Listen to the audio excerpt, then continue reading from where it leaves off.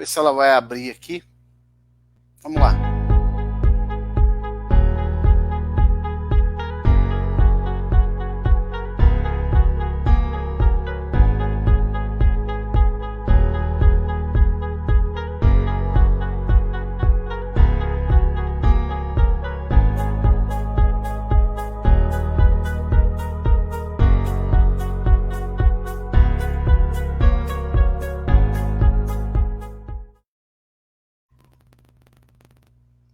Que a graça e a paz de nosso Senhor e Salvador Jesus Cristo seja com todos. Boa noite. Estamos chegando aqui para mais uma live, 12ª aula de escatologia bíblica, né? Ficamos alguns dias parados devido a alguns compromissos, mas o Senhor preparou a noite desse dia para nós estarmos aqui, para retomarmos os estudos, e tanta gente já tem falado comigo que gostaria que fosse retomado.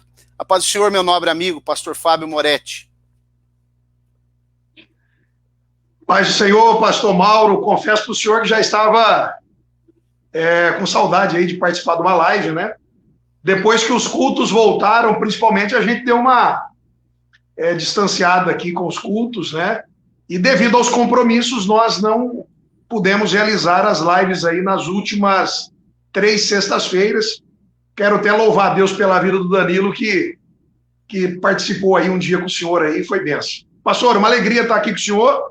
Vamos lá, nessa uma hora e pouca que nós temos aí de tempo aí.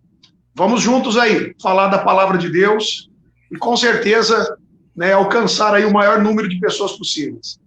Amém. Quero que pedir sua gentileza, fazer uma oração, por favor, para a gente poder depois dar seguimento aqui. Senhor Deus e Pai, eu quero louvá-lo, agradecê-lo, Pai nosso querido. Te louvamos por tudo, pela tua bondade. Senhor, te louvamos. Jesus.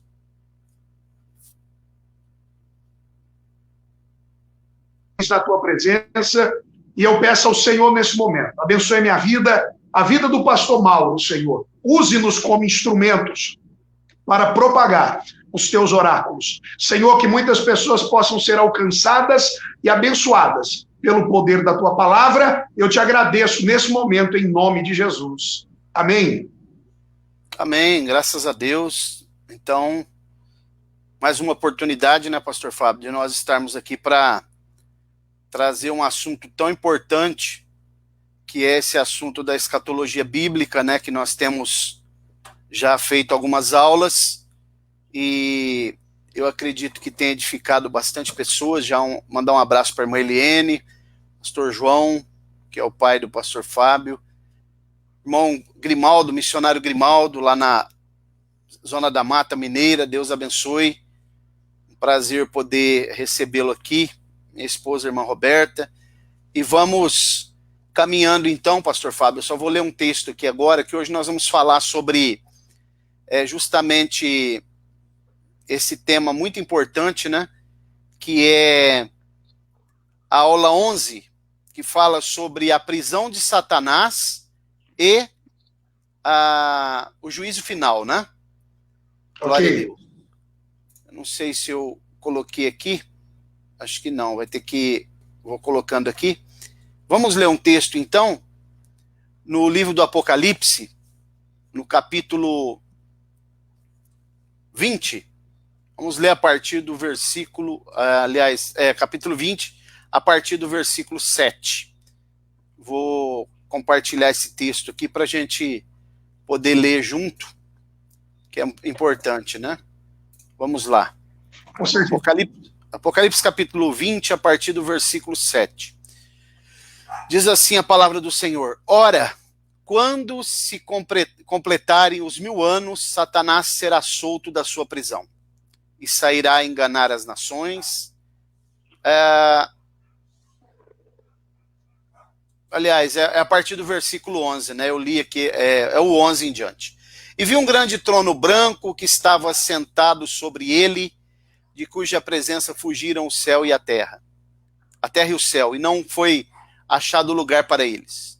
Vi os mortos, grandes e pequenos, em pé diante do trono, e abriram-se os livros, e abriu-se outro livro, que é o da vida, e os mortos foram julgados pelas coisas que estavam escritas nos livros, segundo as suas obras. O mar entregou os mortos que nele havia, e a morte e o Hades entregaram os mortos que nele havia, e foram julgados cada um segundo as suas obras. E a morte e o Hades foram lançados no lago de fogo. Esta é a segunda morte, o lago de fogo. E todo aquele que não foi achado inscrito no livro da vida foi lançado no lago de fogo. Podemos dizer amém? Amém. Muito bem, graças a Deus. Está aí então esse texto, né? Muito importante. Aline Moreira, Deus abençoe. Pastor Fábio, está aqui um texto bem conhecido nas Escrituras, que fala exatamente sobre o juízo final. Nós terminamos, eu fiz com o Danilo semana retrasada, a 10ª aula sobre Gog e Magog, que é quando Satanás é preso, e no final do milênio ele é solto, sai enganando as nações, né? Depois ele... Sim. Versículo 10 diz assim, o diabo que os enganava foi lançado no lago de fogo e enxofre, onde estão a besta e o falso profeta, e de dia e de noite serão atormentados pelo século dos séculos. Quero que você dê um prefácio sobre esse assunto. Enquanto isso, eu vou colocar aqui o banner, que não está saindo o tema. Eu quero que você já dê a sua primeira consideração e faça um prefácio, uma introdução sobre esse assunto. Por favor. Amém, pastor. Olha, antes de mais nada, permita-me também mandar aqui uma saudação para os irmãos que estão conosco. Acabei de compartilhar aqui na página da igreja, da Assembleia de Deus aqui em São Joaquim da Barra, e eu peço aos irmãos aí que nos ajude a compartilhar o vídeo, para que nós possamos alcançar o maior número de pessoas possíveis, né? Pastor Mauro, feita a explanação sobre a batalha de Gog e Magog, como o senhor acabou de ler, como o senhor acabou de mencionar, né? Nós que, durante o milênio, segundo Apocalipse capítulo 20, verso 2 e 3, explicamos e falamos que Satanás ele ficou preso por 1000 anos, né? Nós podemos dizer aqui que ele ficou 1000 anos em regime fechado, usar uma linguagem jurídica aqui, né? 1000 anos ele ficou lá em regime completamente fechado, e no final do milênio, então, ele sai para enganar uma grande quantidade de pessoas, como diz a Bíblia, né? Utilizando até uma linguagem figurada, que foram tantos como a areia do mar, e logo após a derrota de Satanás, como diz a palavra, ele é lançado no lago de fogo, que nós conhecemos como Geena, né? E dá para nós entendermos aí também, inicialmente, que antes do julgamento do trono branco, que vai acontecer, a gente observa que o julgamento do diabo e de seus adeptos, dos demônios, são feitos, ou na verdade acontece, antes do julgamento do trono branco. É isso, né, pastor Mauro? É importante a gente deixar essa primeira consideração aí, né? Então a gente observa que após a batalha de Gog e Magog, a gente já vê como uma sentença do Senhor ali, né, lançando Satanás, né, e os seus agentes no lago de fogo, que é o Geena. E se eu disse que os 1000 anos foi um regime fechado, nós podemos dizer que agora é uma prisão perpétua, né, de onde ele não sairá nunca mais, né? Então, introdutoriamente, eu acredito que um pequeno comentário aí sobre a prisão dele, onde ele vai ficar no Geena, no lago de fogo, né, antes do senhor dar entrada aí no comentário do julgamento do trono branco. Aí o senhor agora discorre aí. Exatamente. A Bíblia diz, Jesus que falou, né, que o lago de fogo, o Geena, ele é preparado para o diabo e seus anjos, né? O ser humano vai para lá junto com ele por desobediência. Entretanto, é importante pontuar que no final, como você acabou de falar, antes de se estabelecer o trono branco, o juízo final, para se abrir os livros e julgar os mortos que ressuscitarão na segunda ressurreição, é interessante que vai ser procurado ainda, nesses livros que serão abertos, nomes de pessoas, e todo aquele que não foi achado a Bíblia diz, no texto que nós lemos, no versículo, olha que interessante, versículo 15 do capítulo 20, todo aquele que não foi achado inscrito no livro da vida foi lançado no lago de fogo. Ora, por que ainda está no juízo final se procurando nomes no livro da vida? Porque no final do milênio acontece ainda uma primeira ressurreição daqueles que morrerem no milênio e forem salvos. Sim. É uma etapa de primeira ressurreição. Então, os nomes deles serão procurados aqui. Né? Por isso que o texto diz no texto do versículo 15, todo aquele que não foi achado inscrito no livro da vida foi lançado no lago de fogo. Está se procurando o nome dos que vieram do milênio.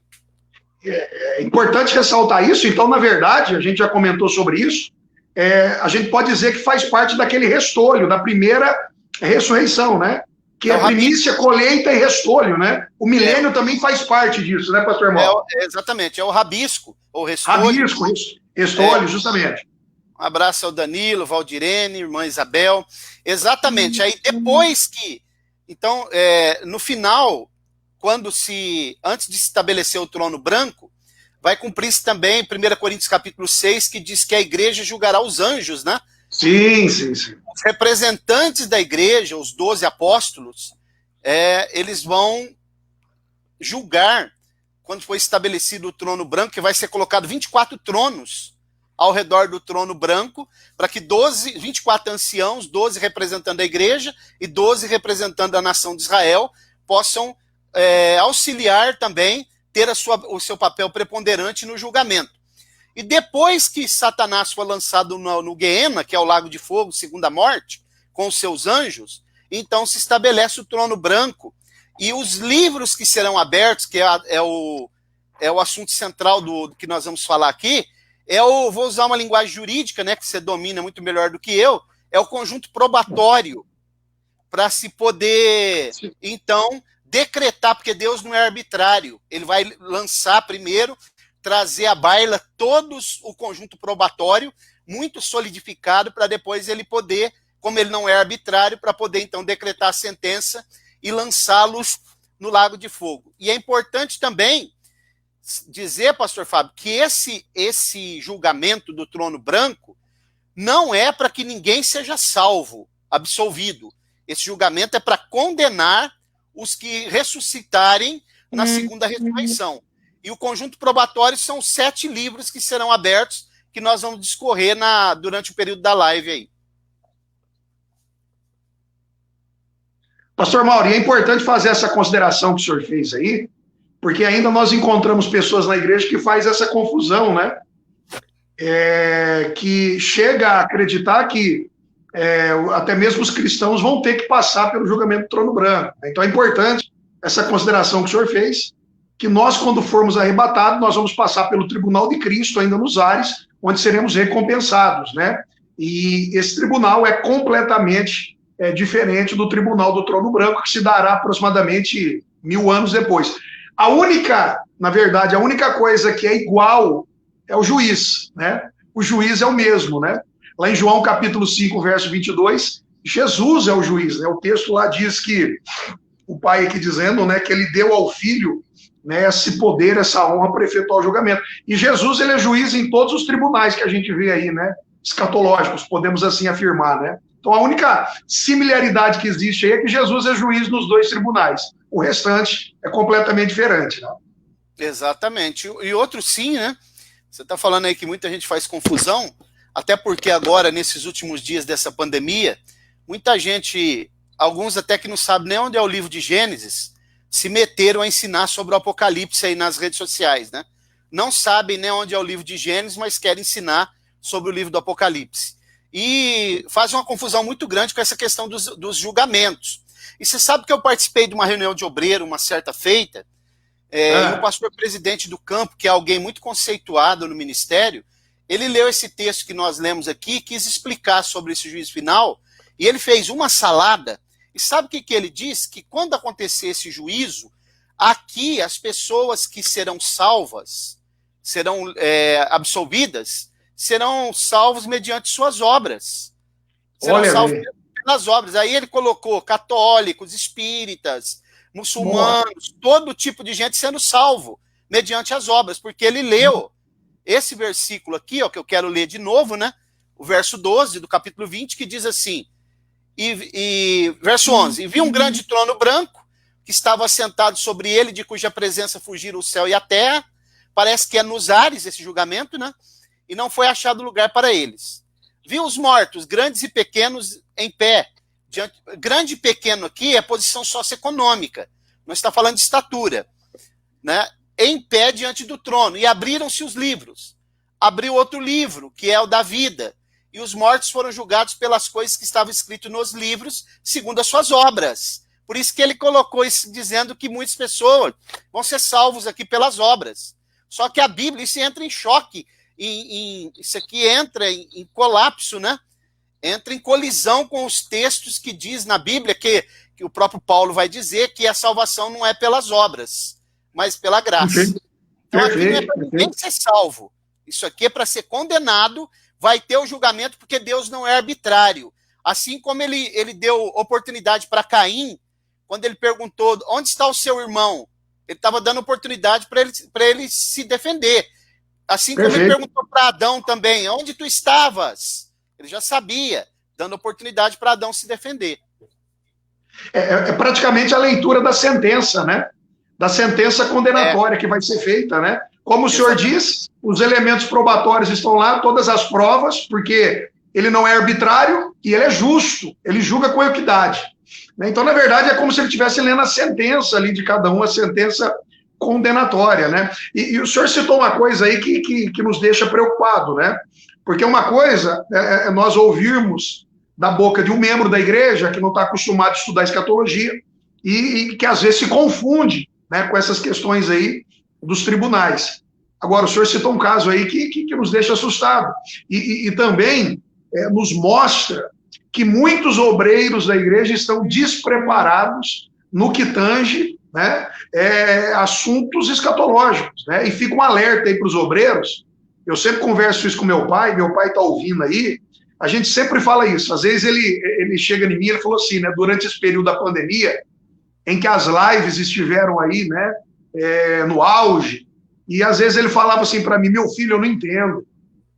Eu fico passando às vezes ali o Facebook, depois que termina o culto, eu vejo lives ali com pessoas, 900, 800 pessoas ouvindo, né, coisas às vezes sem fundamento, né, um profetizando para o outro, e às vezes eu olho uma live com explicações bíblicas, com citações de textos, com exegese, hermenêutica do texto bem feita, e às vezes você vê lá 20, 30, 40 pessoas.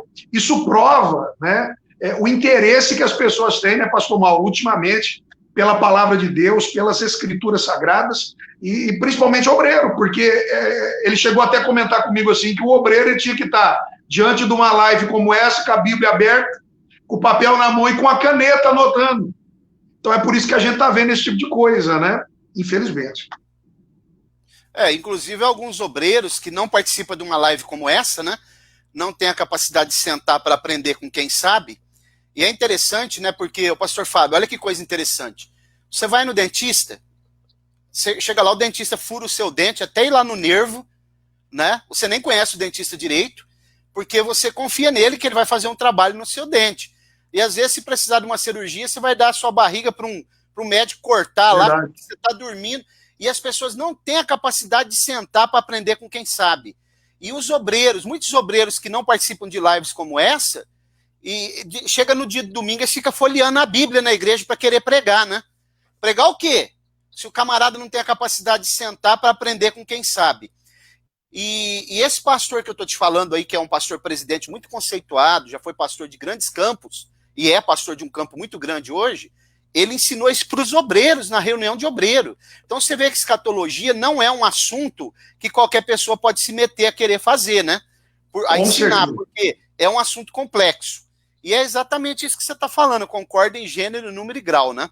Só que um abraço para o Tércio, um abraço para o nosso irmão Danilo, né? Irmã Isabel, irmã Ana Maria.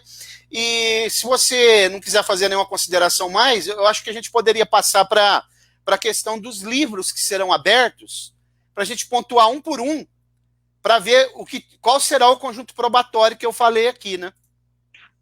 Perfeito, pastor Mauro. Não, da minha parte, eu acho que essa questão aí está muito bem esclarecida, né? Não tem muita coisa a mais para ser falada. Pode seguir, vamos lá.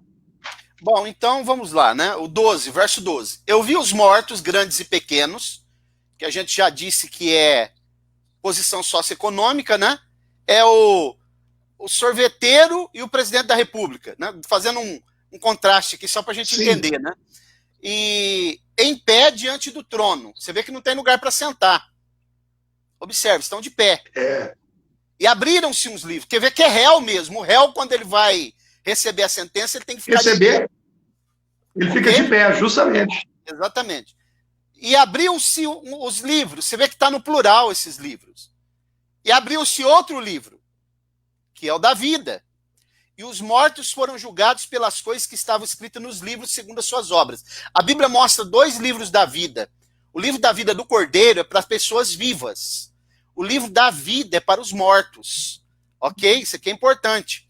Então, observem que ele vai abrir os livros. E aí ele vai trazer toda a questão, né? Vai ser um conjunto probatório muito sólido para ele poder bater a sentença e condenar. Então vamos ver o primeiro livro que vai ser aberto. Vamos lá. Livros. O primeiro livro que vai ser aberto é o livro chamado Livro da Consciência, que vai mostrar os pensamentos, né, de cada um. E a lei, que é chamada lei natural, que a Bíblia mostra, todo ser humano, pastor Fábio, ele lá nasce com a lei natural, também lei moral, né, chamada lei moral, no coração. E qualquer ser humano, mesmo que ele esteja em depravação total, distante de Deus, ele sabe quando ele faz alguma coisa errada. Se você mentir para uma criança, se você e eu mentir para uma criança, ela sabe que você está mentindo. E mais uma coisa, tem pessoa que fala, criança não mente. Isso é uma lenda. Criança mente também. E quando se uma criança mentir para outra, ela sabe, porque está no coração dela. Vamos ler um texto aqui primeiro. Romanos 2. Vamos ler primeiro Romanos capítulo 2, o versículo 14 e o versículo 15. Eu vou compartilhar aqui para a gente ler. Isso aqui é muito importante. Todo ser humano é inato. Ele já nasce com a lei no coração. Esse sensor, né? Vamos compartilhar aqui, capítulo 2. Olha o versículo 14 e 15, ó. Porque quando os gentios que não têm lei o quê? Não tem a Torá, a lei de Moisés, fazem por natureza as coisas da lei, embora eles não tendo a lei para si mesmos, são lei. Pois mostram, 15, mostram a obra da lei escrita em seus corações, testificando juntamente a sua consciência e os seus pensamentos, quer acusando-os, quer defendendo. Num tribunal, pastor Fábio, existe lá o réu, né? Existe o corpo de jurados, existe o promotor que está representando o Ministério Público, o povo, e tem também o juiz e o advogado de defesa. Você percebeu esse versículo 15, ó? Pois mostram a obra da lei escrita em seus corações, testificando juntamente a sua consciência e os seus pensamentos, quer acusando-os, quer defendendo. O promotor e o advogado de defesa, na consciência do ser humano, se ele é inocente, a própria consciência é advogado. Se ele é culpado, a própria consciência é promotor. Perfeito. Sensacional isso, né? Agora, mais a própria consciência ela vai servir de prova naquele momento dos atos que ele praticou, né? Exatamente. Por isso que aí vai abrir-se o livro da consciência. Né? Romanos Perfeito. capítulo 9, versículo 1. Vamos ler também. Romanos 9, olha o versículo 1. Romanos, deixa eu ver se é isso mesmo. 9 e 1.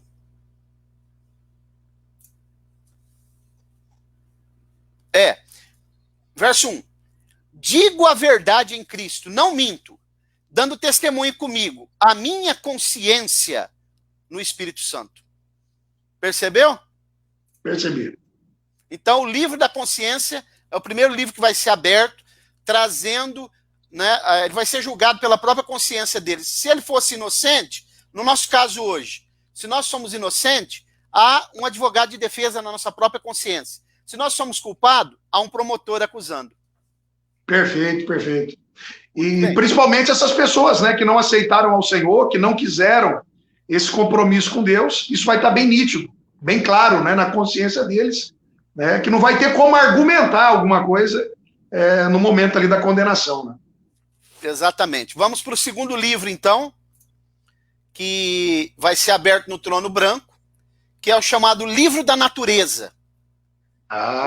Vamos ler o Salmo 19, do 1 ao 4. Salmo 19. Vamos colocar aqui.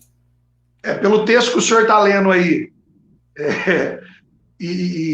e parafraseando Romanos 1 e 20, os dois estão ligados, eu imagino que o senhor vai falar aí. Né? Romanos 1 e 20, Romanos 10, do 18 em diante, Jó capítulo 12, todos eles corroboram com esse texto. São correlatos. São correlatos. Vamos compartilhar esse texto aqui para todos lerem. Vamos lá. Olha aí. Verso 1. Os céus proclamam a glória de Deus e o firmamento anuncia a obra das suas mãos. Um dia faz declaração a outro dia, e uma noite revela conhecimento a outra noite. Não há fala nem palavras. Quer dizer, não tem pregação do evangelho. Aquelas pessoas que estão morrendo onde não há pregação do evangelho. Um dia não há fala nem palavras, nem se lhes ouve a voz. Por toda a terra estende-se sua linha, e as suas palavras até os confins do mundo. Neles pôs uma tenda para o sol. Percebeu? Percebi. Livro da E é justamente nesse texto aí, nesse livro, que vai enquadrar aquela pergunta que às vezes a gente ouve na igreja, né? Mas, pastor, e aquelas pessoas que nunca tiveram a oportunidade, né, de ouvir o evangelho? E se encaixam aí, né, pastor Mauro? Sim, porque o Paulo fala em Romanos 1 que eles são indesculpáveis. Perfeito. E aí ele vai dizer, acaso não conhece? Sim, ouviram. Acaso não ouviram? Ouviram. Pois por toda a terra fez-se ouvir a sua voz. Ele cita o Salmo 19. Eu quero ler um outro texto aqui em Jó, porque os animais sabem quem é Deus. A natureza sabe, o ser humano não sabe. Ah, mas ele adora o sol, ele está lá no lugar muito, muito remoto, adorando o sol, adorando a lua, mas tem um criador que criou a lua e o sol. Ok? Então vamos lá. Vamos ler Jó, capítulo 12. A partir do verso 7, vou compartilhar aqui também para a gente ler. Olha que interessante esse texto. Diz assim, ó. Verso 7. Mas pergunta agora às alimárias. Elas te ensinarão. Alimárias, né, os mamíferos. As aves do céu, elas te farão saber. Fala com a terra, ela te ensinará. Até os peixes do mar te declararão. Qual dentre vós, dentre todas essas coisas, não sabe que a mão do Senhor fez isso? Está perguntando. Os animais sabem. Os peixes sabem. Agora o ser humano não sabe?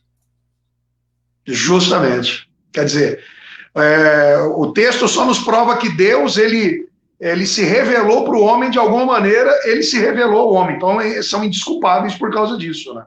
Desde Adão até os dias de hoje, para todos os impérios, Deus se revelou. Os panteístas, por exemplo, eles adoram a criatura no lugar do Criador. Eles dizem, não, Deus é a natureza, Deus é a fonte das águas, Deus é o mar, Deus não é nada disso, Deus é o Criador da natureza. Perfeito. Pastor Mauro, e também se encaixa nisso uma matéria que o senhor gosta muito de falar sobre ela, o fator Melquisedeque se encaixa aí, né? Sim, fator Melquisedeque. Ou pelo menos tem uma relação com isso, né? O fator Melquisedeque é exatamente o que elucida essa questão, que é um pensamento teológico muito sólido, que mostra que Deus se revelou, assim como Melquisedeque se revela para Abraão, ele é um tipo de Cristo, Deus se revelou através de todos os tempos, desde Adão até os homens de hoje, em qualquer lugar remoto que esteja. Independente de onde eles estejam. Perfeito, perfeito. Pois bem, vamos lá, mais um livro, pastor Fábio. Nós já olhamos o livro da consciência e o livro da natureza.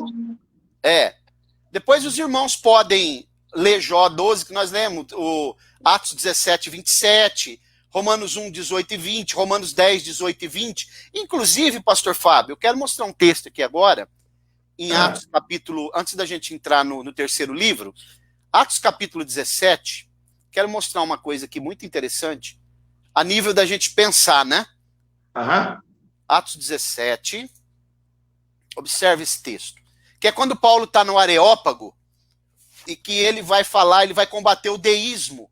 Opa! Porque o deísmo, eles dizem que Deus criou o homem, mas largou o homem à mercê da sorte, que Deus está muito longe do homem para se envolver nos desígnios do homem. Então, Paulo, ele está discursando no Areópago, né, que era como se fosse a Academia Brasileira de Letras, lá em Atenas, a capital da cultura da época, e olha o que ele vai dizer, né?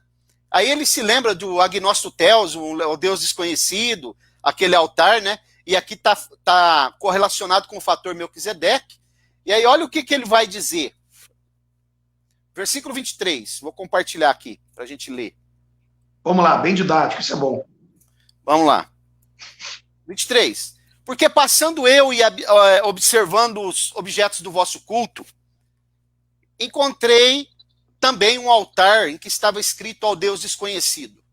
Esse, pois, que vós honrais sem conhecer, olha aqui, né? Eles não conheciam, mas ele já tinha se revelado para eles. É o que eu vos anuncio.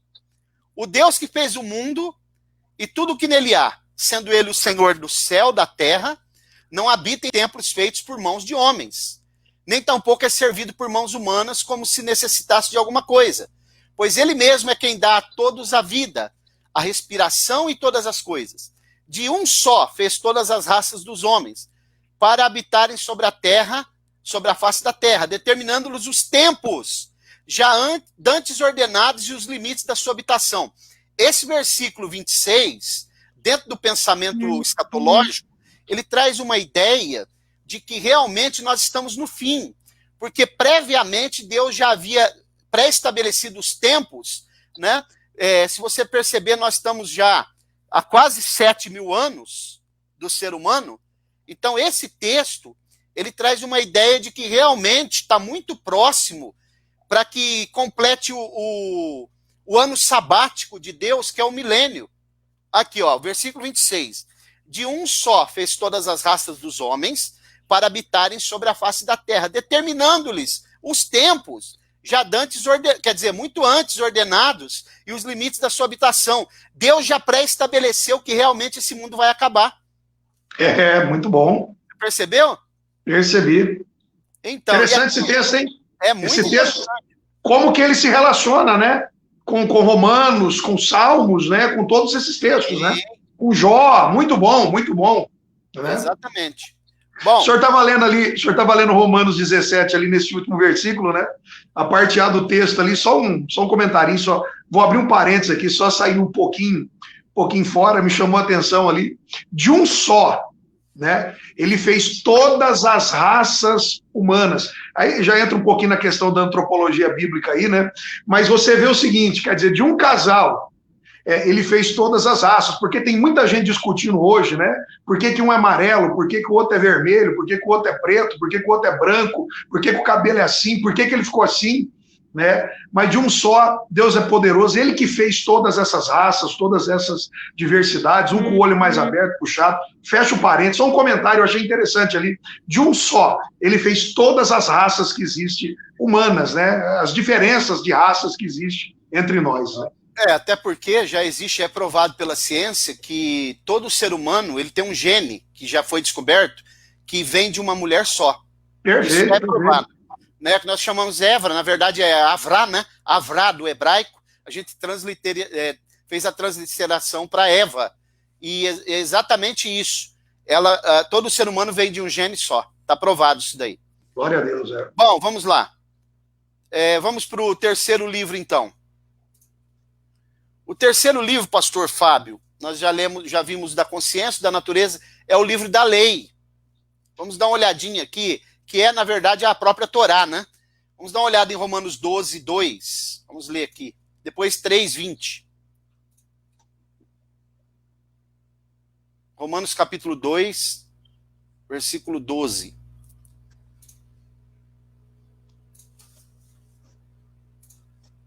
Diz assim, ó. Romanos 2. Olha o verso 12. Porque todos os que sem lei pecaram, sem lei perecerão. E todos os que sob a lei pecaram, pela lei serão julgados. Aqui não escapa nem judeu, nem gentio. Ok? Abrange todo mundo. Porque quando ele fala sem lei, é os gentios. Né? Com lei, sob lei, judeus. Romanos 3:20 ainda, para a gente embasar melhor aqui. Diz assim, ó, verso 20. Porquanto pelas obras da lei, nenhum homem será justificado diante dele, pois o que vem pela lei é o pleno conhecimento do pecado. Livro da lei sendo aberto. Perfeito. Por que vai abrir? Para ele conhecer. Ah, mas eu não sabia. Sabia, tá na lei aqui, ó. Ah, tô numa estrada andando a 200 por hora, mas tem uma placa que fala que é 100 por hora. Eu conheço, eu tô andando, eu tô transgredindo a lei, né? Perfeito, perfeito. Porque pecado é transgredir a lei de Deus. Então esse é um tipo de livro que vai ser aberto no Trono Branco também. Muito bom. E mais um livro. Você sabia, pastor Fábio, que o próprio livro, o Evangelho, então, ele será aberto utilizado como prova também? Também. Vamos dar uma olhada aí, então, num texto interessante. Eu sabia, mas eu quero ver o senhor explanar sobre isso. João 12:48, depois nós vamos ler Romanos 2:16. Perfeito. João capítulo 12, versículo 48. Vamos lá.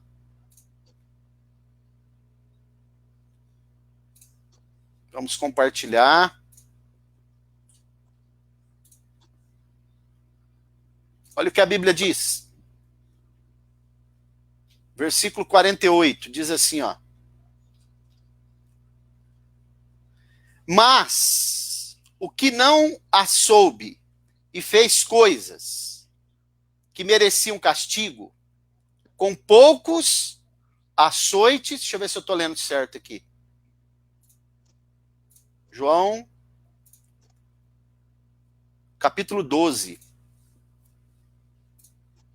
João 12. 48. 48.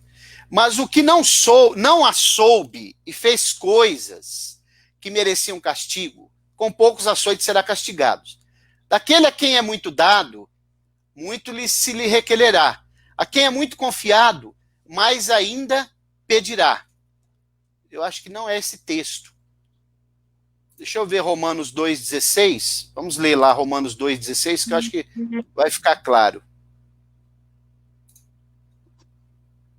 Romanos capítulo 2, versículo 16. Eu acho que esse texto vai ficar bem claro. No dia em que Deus há de julgar os segredos dos homens, por Cristo Jesus, segundo o meu evangelho. Segundo, o evangelho vai servir de parâmetro também. O evangelho servirá de conjunto probatório, né? Você percebeu aí, ó, esse texto? No dia em que Deus há de julgar os segredos dos homens por Cristo Jesus, segundo o meu evangelho. O evangelho que Paulo pregava é o evangelho de Cristo, né? Então, o próprio evangelho, o próprio livro, a Bíblia Sagrada, ela vai ser utilizada para poder, então, se mostrar aos homens, né, o quanto eles estavam equivocados e aquilo que estava oculto, que eles pensavam que jamais viria à tona, mas que será revelado, né? E é no próprio evangelho que se revela o Filho de Deus, né, o Salvador, né, do ser humano. Então, quer dizer, se eles não o aceitaram, o próprio evangelho vai condenar eles. Pode pegar, por exemplo, o texto de Paulo, lá em Romanos 10:9, né? Se não creu e não confessou com a boca e não creu com o coração, já está condenado, quer dizer, não é salvo, né? Então, a Bíblia é tremenda. Tem o Armando Pontes, ele está colocando aqui a questão das diferenças raciais, sem função do território em cada povo habita. Deus é tão maravilhoso que cuida de todos os detalhes e adaptação física. Exatamente, né? Já existem estudos hoje que mostram que as pessoas em cada local, elas têm mesmo condições climáticas, né, de meio ambiente diferente, por isso elas se adaptaram, porque o ser humano é um ser adaptável. O ser humano é um ser adaptável. Em qualquer ambiente que ele tiver, ele se adapta. Você pode ver que, por exemplo, o negro, ele tem pouco pelo, porque ele está num local muito quente. O europeu, principalmente o europeu oriental, ele tem muito pelo, porque o lugar é muito frio, né? Isso aí é uma questão muito já provada pela ciência. Pastor Mauro, deixa eu aproveitar e mandar um abraço aí para o meu amigo Armando Pontes. Eu acho que, porque eu não estou lembrando o sobrenome, mas ele vai dizer aí, Armando Pontes, é lá de Monte Santo de Minas. Grande abraço, companheiro. Ó, João 12:48, pastor, ó, eu estou lendo aqui na nova versão transformadora, está até bem claro, diz assim, ó, quem me rejeitar a mim e não receber as minhas palavras, já tem quem a julgue. A palavra que eu tenho pregado, essa o há de julgar no último dia. Ah, sim, esse texto que eu queria, eu devia estar lendo em outro texto aqui. Perfeito. Está bem claro, né? Bem claro, muito claro. Será julgado pela própria palavra, né? Palavra, perfeito. O próprio evangelho. Mais um livro que vai ser aberto. Nós lemos que o livro da consciência vai ser aberto, né? Agora nós vamos ver o livro da memória, porque é diferente de consciência. Memória é uma coisa, consciência é outra. Você sabe que a alma do ser humano, nós somos um ser tripartido, né? Espírito, alma e corpo. Mas a alma do ser humano, ela é tripartida. A alma do ser humano, ela é 3 partes, que é o que nós chamamos de volição, que é a vontade, mente, né, que é o pensamento, e o sentimento, que nós chamamos de emoções. Então, a alma do ser humano, ela é tripartida também. Então, vamos ver o livro da memória. Vamos dar uma olhada num texto em Marcos 9:44, depois Lucas 16:25. Bem conhecido esses textos, né? Marcos 9:44. Vou compartilhar esse texto aqui.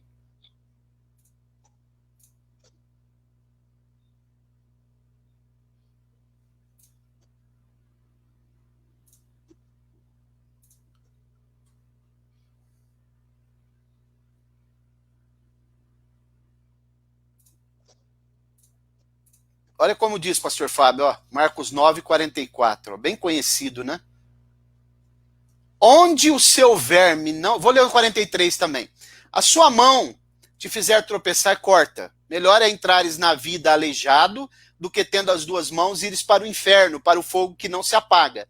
Onde o seu verme não morre, o seu verme, e o fogo não se apaga. Quer dizer, a memória, a pessoa lembrando. E o texto de Lucas, nós vamos ler também, quero mostrar aqui, Lucas 16, que também é muito conhecido, né?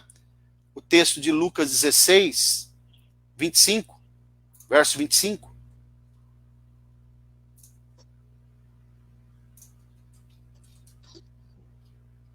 Diz assim, ó. E disse, porém, Abraão, filho, lembra-te de que em tua vida recebeste os teus bens. Quer dizer, está falando para ele fazer uma retrospectiva, memória, né? Recordação, memória, recordação. Lembra-te que recebeste os teus bens, e Lázaro, de igual modo, os males. Agora, porém, ele aqui é consolado e tu é atormentado. Perfeito, perfeito. Deu para entender e compreender a diferença entre consciência e memória. Memória é o registro, é quase que a foto, a fotografia, né? E a consciência é as janelas, as janelas que você tem de...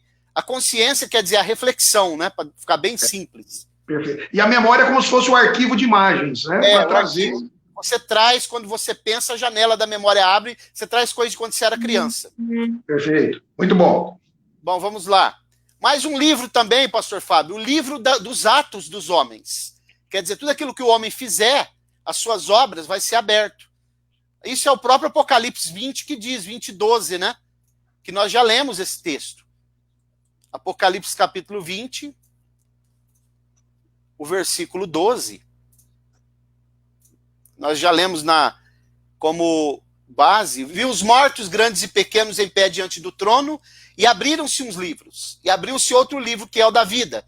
E os mortos foram julgados pelas coisas que estavam escritas nos livros, segundo as suas obras, os seus atos. Tudo aquilo que eles fizeram. É o tipo de livro também. que vai ser aberto, pelas atitudes serão julgados, né? Perfeito. Porque as obras dos homens, dos salvos, elas vão para o tribunal de Cristo, que é logo após o arrebatamento. E as obras más, elas vão para o juízo final. Final, perfeito, perfeito. Ok?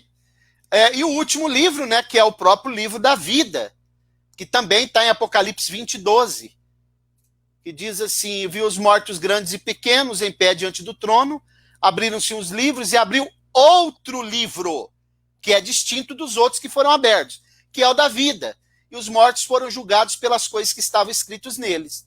Então o livro da vida será aberto aqui, para que as pessoas que não forem encontradas aqui, que morreram, porque virão pessoas do milênio que morreram, né, que vão ser salvos, não vão participar desse julgamento, porque eles ressuscitam antes desse julgamento. E uma coisa importante para a gente dizer depois, pastor Fábio, quero dar uma explicação sobre o trono branco. Pode falar. Pastor Mauro, não, só essa questão do livro da vida aí, ele vai ser o último a ser aberto, né? É a derradeira prova, né? Porque depois de toda a análise probatória, né, o Senhor vai falar: agora resta abrir o livro da vida. E quando abrir, o nome não está aqui. Então, isso. Confirma a sentença, né? Exatamente. Confirma a sentença. Mas como? Mas por quê? Porque o teu nome não está aqui. Além dessas provas todas, nós vamos olhar, o teu nome não está aqui, ó. Ok? É lógico que, pastor Mauro, é lógico que a nossa mente limitada, né? Imaginando, né, a cena, né? Eles de pé, como nós lemos no texto bíblico, eles de pé recebendo a sentença, e depois, imagino aqui a minha mente pequena, após a abertura do livro da vida, e não consta o nome dele lá, vai cumprir aquilo que está lá em Filipenses, né? É a hora do joelho dobrar e confessar o Senhor, né? Isso, até porque nós podemos fazer essa inferência. Sim. O próprio texto, ele abre uma possibilidade de conjectura, de inferência. Perfeito. Aqui, né? Nós não estamos aqui colocando o nosso pensamento no texto. Nós estamos tirando do texto para nós poder fazer uma inferência. Perfeito. Que é a exegese, né? Isso. Muito bem. A questão, o irmão está perguntando aqui, ó, pastor, explique isso sobre as obras dos santos. As obras, irmão Adriano, dos santos, elas não serão julgadas aqui. Elas serão julgadas, até se você entrar lá no YouTube, procurar as aulas lá que nós falamos sobre o Tribunal de Cristo, as obras dos santos, elas vão ser julgadas, né, para se ganhar prêmio, galardões, cada um segundo as suas obras que se desenvolveu no reino de Deus. Alguns, as obras vão se queimar, vão ganhar só a salvação. Outros ganharão prêmios que são, a Bíblia trata como coroas, né? Coroa da vida, para aquele que for fiel até a morte, coroa de glória para o pastor, para aquele que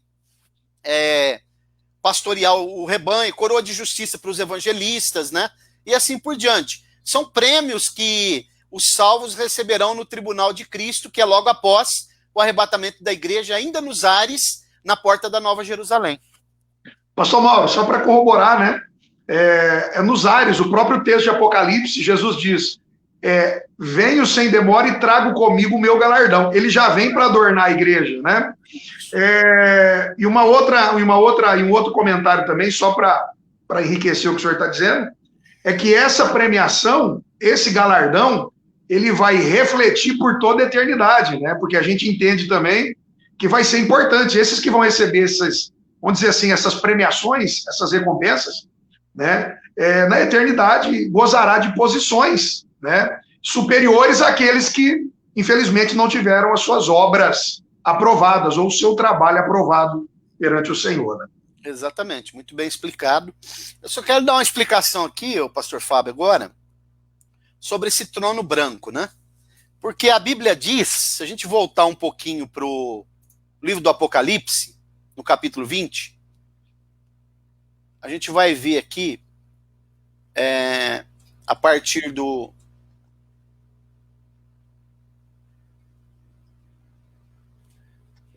no capítulo 20, vai dizer assim, ó, versículo 11. Vi um grande trono branco que estava sentado sobre ele, de cuja presença fugiram o céu e a terra, e não foi achado lugar para eles. E a Bíblia diz em Apocalipse capítulo 5, que foi colocado 4, 5 ali, foi colocado 24 tronos, né? Para aqueles que foi dado o poder de julgar. Eu acho que o versículo 4 aqui, ao versículo 4 de Apocalipse 20, ó. Vi uns tronos, e aos que se assentaram sobre eles foi dado o poder de julgar. Quer dizer, aqueles que eu falei que está lá no capítulo 5, os 24 anciãos. E vi as almas daqueles que foram degolados por causa do testemunho de Jesus e da palavra de Deus, e que não adoraram a besta e nem a sua imagem, e não receberam o sinal na fronte nem nas mãos, e reviveram e reinaram com Cristo durante 1000 anos. Então os 24 anciãos, eles vão se assentar em tronos que serão colocados perto do trono branco.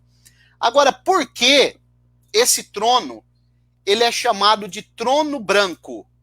Qual o segredo disso? Porque o branco, ele fala de justiça, ele fala de equidade, ele fala de experiência, né? De santidade, de justiça, justamente.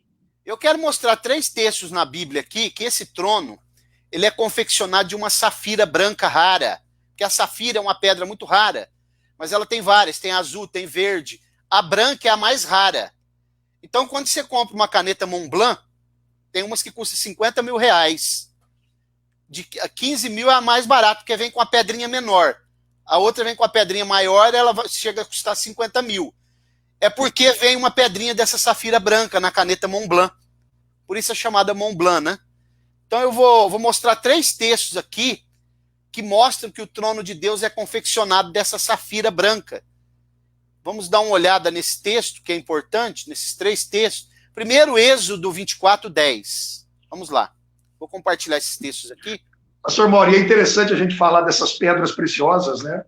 Porque talvez alguém ouça isso e fala, mas como? Uma pedra preciosa, né? E esquecem de que a apresentação da Nova Jerusalém, né? Ela é repleta de diversidades de pedras preciosas, de ouro, né? E, então é importante a gente deixar isso bem claro, né? Porque tem gente que ouve assim, a princípio fala, meu Deus, mas uma pedra preciosa rara como essa? Justamente, né? O que não falta lá são pedras preciosas, né, pastor Mauro? Até porque quando nós formos falar sobre a Nova Jerusalém, nós vamos dar uma explicação, pastor Fábio, apagou minha luz aqui, acho que ela queimou. Nós vamos dar uma explicação sobre as 24, essas pedras que estavam no peitoral do sacerdote e que estavam também no ministério de Lúcifer. Depois nós vamos falar sobre esse assunto. É muito, porque na Nova Jerusalém cita essas pedras. Mas aqui, ó, no capítulo 24 do Êxodo, vamos dar uma olhadinha, é o versículo 10, vou compartilhar ele aqui. Êxodo. Diz assim, ó. E viram o Deus de Israel, e debaixo dos seus pés havia como que uma calçada de pedra. Debaixo dos pés é uma plataforma, né? De safira, que parecia com o próprio céu na sua pureza. Esse é o primeiro texto. Vamos ler mais um texto, que está Ezequiel 1, dos 26 ao 28. Livro do profeta Ezequiel, capítulo 1, do 26 ao 28. Diz assim, ó. Ora, aconteceu no 30º ano do 4º mês, no dia 5º do mês, que estando eu no meio dos cativos junto ao rio Quebar, se abriram os céus, e eu tive as visões de Deus. No 5º dia do mês, já no 5º ano do cativeiro do rei Joaquim, veio expressamente a palavra do Senhor a Ezequiel, filho de Buzi. Não, aqui não, é o 26. Versículo 26, eu estou lendo exatamente, vamos lá. 26 ao 28. E sobre o firmamento que estava por cima das suas cabeças, havia uma semelhança de trono, como a aparência de uma safira. E sobre a semelhança do trono, havia como que a semelhança de um homem, no alto sobre ele. E vi como o brilho de ambar, como o aspecto de fogo, pelo interior dele ao redor, desde a semelhança dos seus lombos. Então aqui já está claro que o trono que ele viu tinha semelhança de uma safira. E no capítulo 10, aí ele vai ratificar isso com muita propriedade, versículo 1, ó. Depois olhei e eis que essa visão do capítulo 10 ela é correlata com a do 1. Tem um paralelo, né? Olhei e eis que no firmamento que estava por cima da cabeça dos querubins apareceu sobre eles uma como pedra de safira, semelhante em forma a um trono.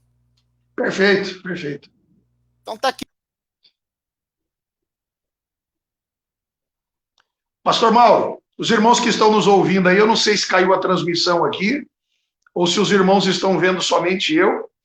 Pastor Mauro deve estar voltando aí. Caiu aqui. Ah, então tá bom, então tá bom. Bom, pastor Fábio, seu pai está fazendo uma pergunta. Esse livro da vida, vão constar nele os salvos do milênio e os salvos do Antigo Testamento? Esse livro da vida consta todos os salvos, o nome dos mortos salvos estão nele. Todos os mortos salvos. O livro da vida do Cordeiro é para os vivos salvos. Todos os salvos que foram mortos, em todos os períodos, estão nesse livro da vida. Só não vai aparecer aqueles que estão sendo julgados no trono branco. Perfeito. Então, segundo essa explicação, o livro da vida do Cordeiro consta aqueles que estão salvos quando ainda estão vivos. Vivos. Quando eles morrem salvos em Cristo, eles vão para o livro da vida. Para o livro da vida. Seria esse o raciocínio. Por isso que a Bíblia faz distinção, o livro da vida do Cordeiro e livro da vida. Então nós podemos afirmar que hoje nós estamos no livro da vida do Cordeiro. Do Cordeiro. Os vivos... E quando vencermos, estaremos definitivamente no livro da vida. Da vida. Porque a pessoa, quando ela se afasta, você sabe para onde vai o nome dela, pastor Fábio? Não, quando ela apostata, quando ela se afasta, por isso que...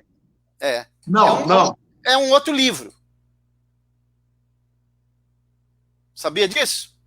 Não, qual seria esse outro livro? Vamos ler. Vamos lá, vamos aprender. Vamos para Jeremias. Por isso que eu falo, né? A pessoa fica com essa história, não perde a salvação. Porque justamente. Quando nós...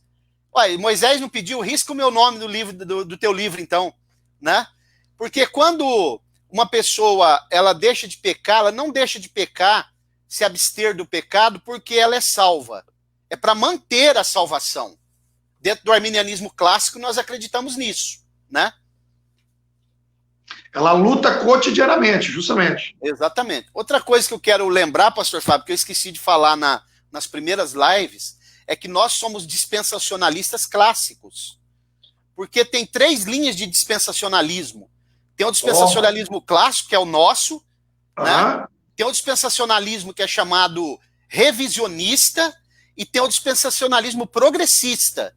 Nós somos dispensacionalistas clássicos. Isso aqui é importante. Bom. Ok? Então vamos lá. Jeremias capítulo 13.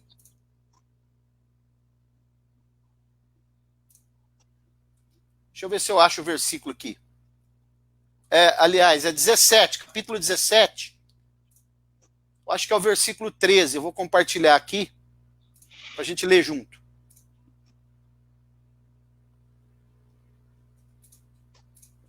17, 13. Diz assim, ó Senhor, esperança de Israel, todos aqueles que te abandonarem serão envergonhados. Os que se apartam de ti serão escritos sobre a terra, porque abandona o Senhor a fonte das águas vivas. Eu entendi.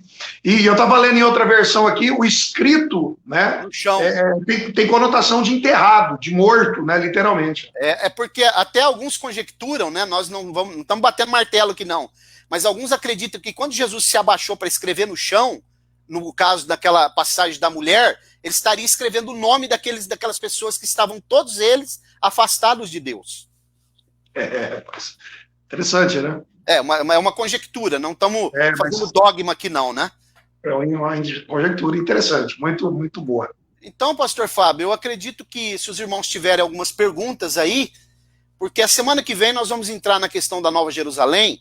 E Nossa, que legal, hein? Vai ser uma aula boa, hein? A gente vai detalhar sobre as pedras, sobre as pérolas. Que legal. Por que as pérolas são portas, tudo isso. Muito bom, hein? E aí, eu acho que agora, nós estamos aí com 1 hora de live, né? Perguntar para os irmãos se tem mais alguma pergunta, né? Se alguém tem mais alguma coisa para perguntar, né? Para acrescentar também, às vezes alguma coisa que quer compartilhar conosco. E eu acho que tá bom. Assunto aí foi muito boa a aula. Gostei da aula de hoje, muito boa. Boa, exatamente. Se os irmãos tiverem algum comentário, alguma pergunta, né? Para a gente fazer aí concluir, né? Fazer uma conclusão. E a escatologia bíblica, pastor Fábio, ela é muito abrangente, né? Você vai falando ela vai abrindo vertentes aqui, ali, e na verdade, ela é sistemática mesmo, né? Por isso que eu falo que não é qualquer pessoa que deve se meter a ensinar escatologia. Tem uns aí que estão na internet que eu vou te falar para você. É uma vergonha. Não façam isso. Vão aprender primeiro para depois querer ensinar. Mas é verdade, pessoal. É verdade. Exatamente. Então aqui tem mais uma pergunta aqui. A questão de diferenças... foi aquela que o irmão já fez, né? Muito bem. Paz do Senhor, irmã Andréia, um abraço, Deus abençoe. Eu acredito que você pode fazer suas considerações finais, pastor Fábio? Pois a gente já ora, né? Qual a diferença dos sensacionalistas? Não, sensacionalistas, né? Ô, irmão Marcos, sensacionalistas são aqueles que não acreditam na atualidade dos dons. Eles acham que os dons espirituais foi só para o primeiro século, para a igreja do primeiro século, e que terminaram, cessaram. Eles se fundamentam em 1 Coríntios 13 lá, né? Que na verdade... aquele texto não está falando que cessaram os dons, né? Então eles não acreditam na atualidade dos dons, dos dons espirituais. Nós não somos sensacionalistas. Nós acreditamos que os dons, eles também valem para os dias de hoje. Amém. Pastor Mauro, eu quero então agradecer a Deus aí, tá bom? Foi um prazer estar aqui com o senhor depois de 3 semanas ausentes aí. A aula foi uma bênção, discorreu bem, gostei demais. Eu acredito que os irmãos também que acompanharam a live justamente conosco aí também se esbaldaram, né? Muita coisa boa foi trazida, né, na aula, e eu acredito que foi muito bom. E preparar os irmãos para a aula da semana que vem, porque já adiantamos aí o tema, e com certeza a aula vai ser preciosíssima, muito boa. Deus abençoe, companheiro, muito bom. Maravilha, eu que agradeço, é sempre um prazer poder participar. Os irmãos estão elogiando bastante, né, a nossa interação, os irmãos que eu tenho conversado.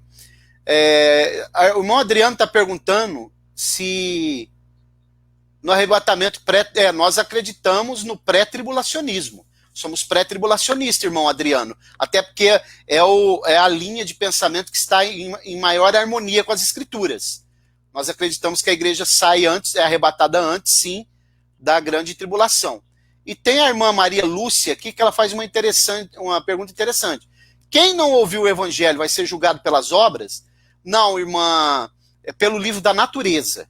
Quem não ouviu a pregação do evangelho é o Salmo 19, do 1 ao 4, Romanos capítulo 1, do 18 ao 20, Romanos 10, do 18 ao 20, Jó capítulo 12, do 7 até o 9, ok? Eles vão ser julgados pelo livro da natureza, porque ninguém vai poder dizer, mas eu não ouvi o evangelho, porque todo ser humano é inato, ele já nasce sabendo que existe um Deus, tanto que o salmista no Salmo 42, ele traz essa verdade, dizendo, assim como o cervo brama pela corrente das águas, assim suspira minha alma por ti, ó Deus. Todo ser humano, ele já nasce buscando um ser superior, porque a criatura só se realiza no seu Criador. Ele já tem esse anseio, né? E o Adriano está perguntando também se o livro da vida dos mortos, o livro da vida do Cordeiro, para os vivos e para os que se encontram em nenhum... Não entendi a pergunta, irmão Adriano. Traduz aí.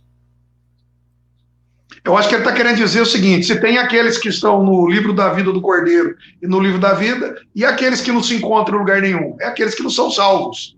Só os que não são salvos, não estão nem num livro nem no outro, porque os vivos estão no livro da vida do Cordeiro, os mortos no livro da vida, ok? Os mortos em Cristo, né, pastor? Em Cristo, os mortos que morreram em Cristo, salvos, né?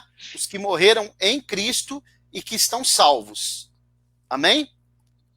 Porque isso daí traz uma ideia, as pessoas sabem, mas por que essa distinção? Porque existe a ressurreição, ok? Os mortos, eles vão ressuscitar e vão se tornar vivos. Os que estão vivos, eles estão, se Jesus voltar e eles forem arrebatados, eles não provarão a morte, por isso que o nome deles estão no livro da vida do Cordeiro. Amém? Perfeito. Bom. Vamos orar então, agradecer a Deus. Soberano e eterno Deus, no nome de Jesus, o teu amado Filho, nós queremos te louvar e te exaltar por essa oportunidade ímpar que o Senhor preparou na noite desse dia, para nós falarmos da tua palavra, aprendermos, interagirmos. Louva a Deus pela vida do pastor Fábio, da sua família, pelo seu ministério, a igreja que está sob os cuidados dele, e pela família de cada um que participou, também os irmãos aqui da igreja, minha esposa, irmã Roberta. Dá-nos uma noite de paz, uma noite tranquila, esclarece a tua palavra no nosso coração, fica conosco e nos guarda de todo mal, em nome de Jesus. Amém. Amém. Deus abençoe, meu amigo. Vou ficando por aqui. Um abraço a todos, fiquem na paz do Senhor e até uma próxima eventual oportunidade. Um abraço. Fica com Deus.